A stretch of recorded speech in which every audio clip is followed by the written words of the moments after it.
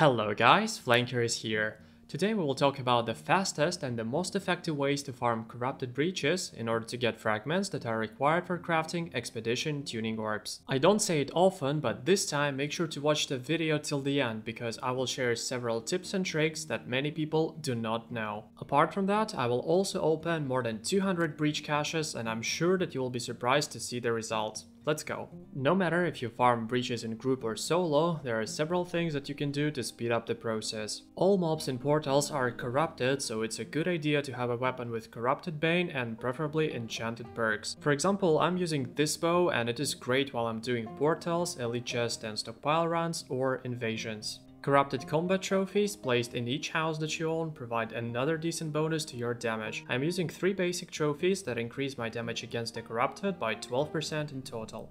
Another great thing to use is corrupted coatings. They're not expensive and can increase your damage up to 15% for 40 minutes, so spending 10-15 gold for having this buff is definitely worth it. And finally, honing stones. Powerful and strong might be expensive, so it's totally fine to use weak or common honing stones for extra 4-5% damage. Using all these bonuses can easily increase your damage against the corrupted by 40-50%, which is a lot. Having corrupted tinctures in your inventory will make your farm much more comfortable and cheaper, because you won't have to waste your potions to heal the damage that you take from corruption. Infused may be expensive and it's better to use them only on high level breaches, so consider buying tinctures of lower tiers. Usually players farm low-level portals for AZ, but they can be farmed for corrupted fragments too. Just trust me now, you will see it with your own eyes when we will be opening the caches. If you are level 60, you won't have any problems with destroying level 25 or 35 minor and major corrupted breaches solo. Having a couple of players in your group will obviously speed up the process, but if you have a good weapon with all damage bonuses that we mentioned earlier, it wouldn't really matter. Here are the advantages of solo farm. You can farm breaches solo pretty much any time. There is no need to spend time looking for a group member or waiting for a portal train announcement.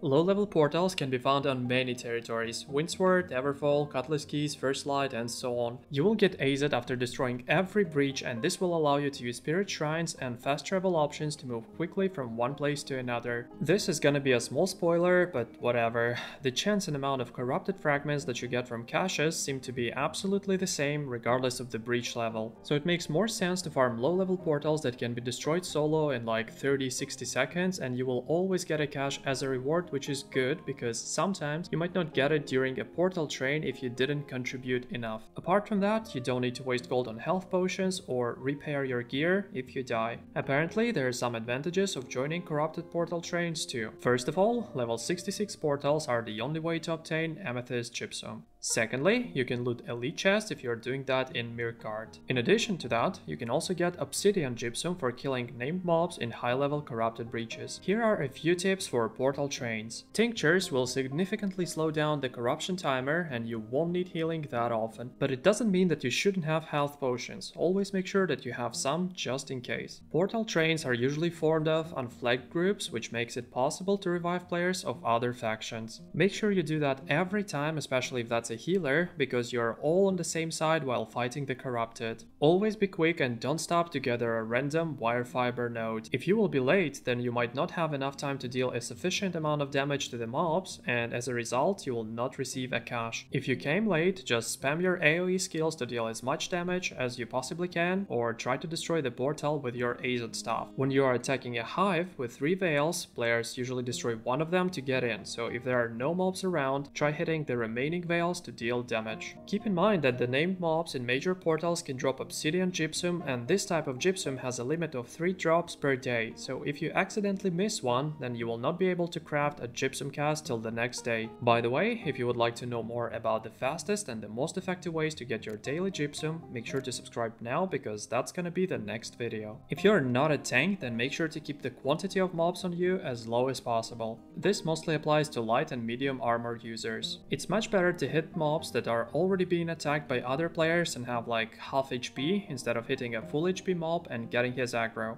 Now let's move to the second part. We will open more than 200 caches in this video, and let's start with caches from minor corrupted breaches. Firstly, I will open 100 of them from level 25 and 35 portals, then I will open another 100 but from level 60 plus breaches. After that, we will compare the amount of fragments that we received, and for those who didn't know that, yes, you can get corrupted fragments from minor breaches too. Let's go.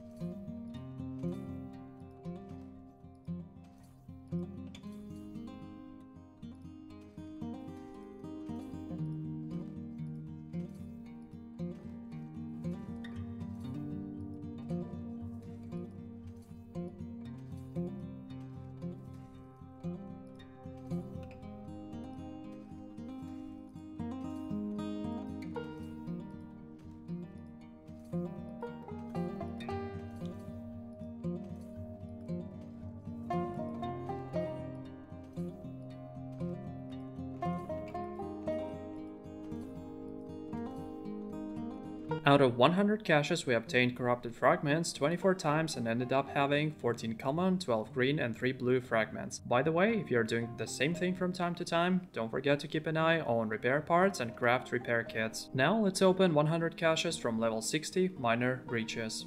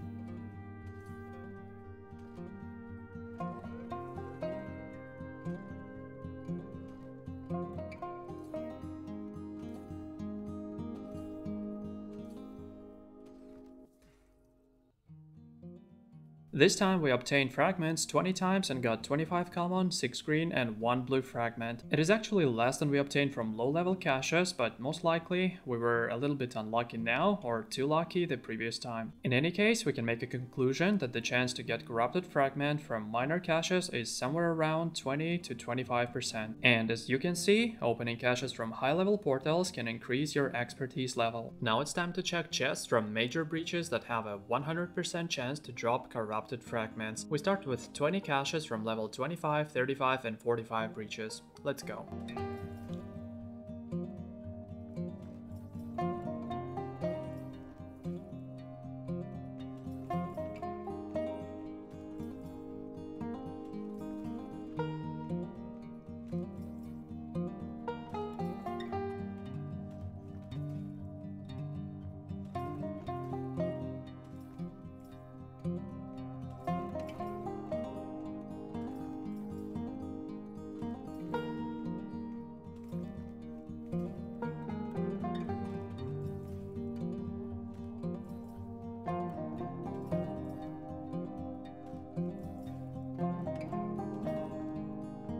"48 common, 13 green and 1 blue fragment. Not bad, I would say. Now let's find out whether the amount of fragments that we will get from the high level caches is gonna be the same.